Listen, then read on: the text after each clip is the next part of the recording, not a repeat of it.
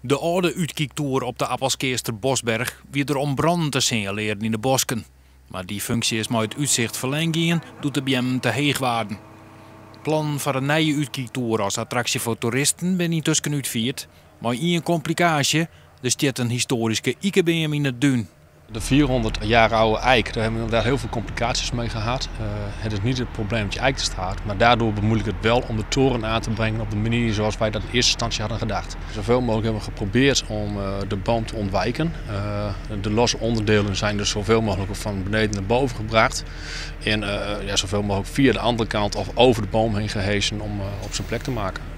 Het maakt de locatie alleen maar bijzonderder.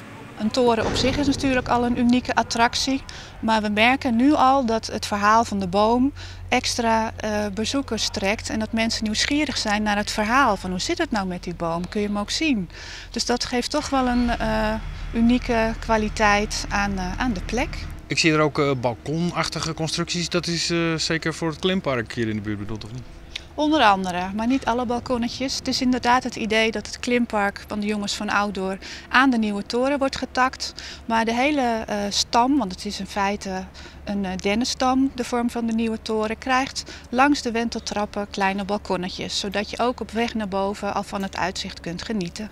De nieuwe toer wordt rolstoeltoegankelijk. Ja, dat is wel bijzonder aan deze toren. Er komt een lift in, zodat iedereen, jong, oud, mobiel of niet mobiel, ervan kan genieten. En met de IKBM gaat het goed.